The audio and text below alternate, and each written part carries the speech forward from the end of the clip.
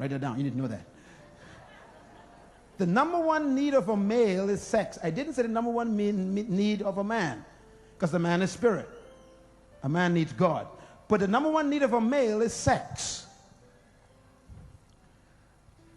Why? Because the male is designed by God to be a progenerator. That means the male is always full of seed. His purpose in life is to provide seed.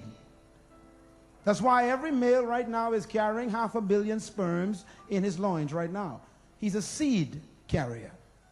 So his number one purpose in life is to provide the genes or the generations or the generations, the genes for the generations. So a male is designed by God to produce generations. That's why when God wanted to create a nation, he never went to a woman, he went to a man, because a man carries the generations. He said, Abraham, a nation shall come from you, and Sarah will incubate the nation. So the man needs sex. The man doesn't want sex, he needs sex. Say he needs it. Men don't want sex, they need sex. A need is something that helps you function. A car doesn't want gasoline, it needs gasoline. If you don't have gasoline in the car, it stops functioning. A need is not a want. Men do not want sex, they need sex. Don't look at me so funny, lady. Say hallelujah anyhow. I'm trying to give you some education so you don't get in trouble.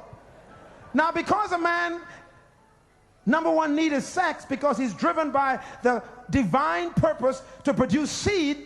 That's why men have no cycles. A man have no menstruation cycle. He's always ready.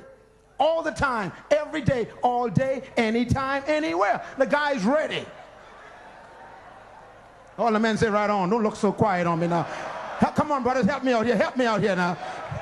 So you see, a man ain't got to build up to sex. He's just ready.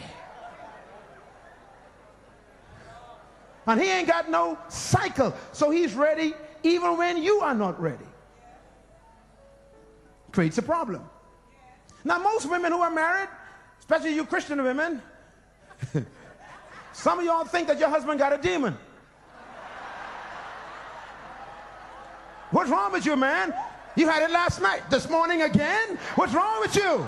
And yesterday you had it, day before. You're sick, man. I'm going to pray for you. I'm going to take you to Pastor Matthew and cast out this nymphomaniac demon. You are full of the devil.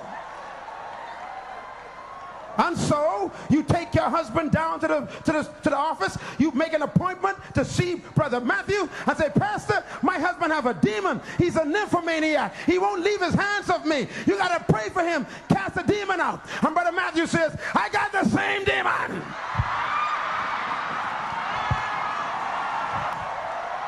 Can I hear an amen, brothers?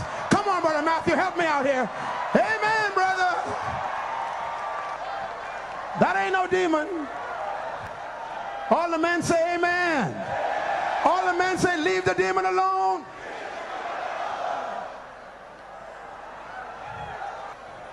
Your husband is not sick. He's normal. And if anybody here want to be too spiritual, any brother who want to be too spiritual, if you don't have this same desire, you need prayer. Now, the question is, why is a woman's need not sex? A woman's number one need is not sex. Now, she likes sex. Sex is good for a woman, and she enjoys it. But it's not her motivational need. A woman's number one need is not sex. Write it down. Her number one need is affection. Affection is not sex, brothers. As a matter of fact, sex is the result of affection to a woman. If you give her affection, you'll get your need met. Now, some of you ladies need some help. You go to bed in the night, you got on all this clothes, socks, long mitten dress, tam on your head, you got wrapped up all around your body.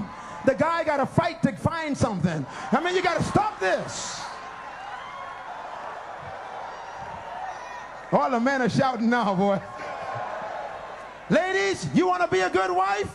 Make it easy. Go with nothing on. Say, good night, baby. Come on to bed. I'm talking to wives now. If you ain't married, this ain't for you. Some men feel like they are raping their wives. Ladies, you ever wonder why Paul says, your body's not your own? Because sometimes you don't feel like it. The problem is he always feels like it. Now, women have 4 seasons: summer, winter, autumn, and spring. So men, you got to be sensitive.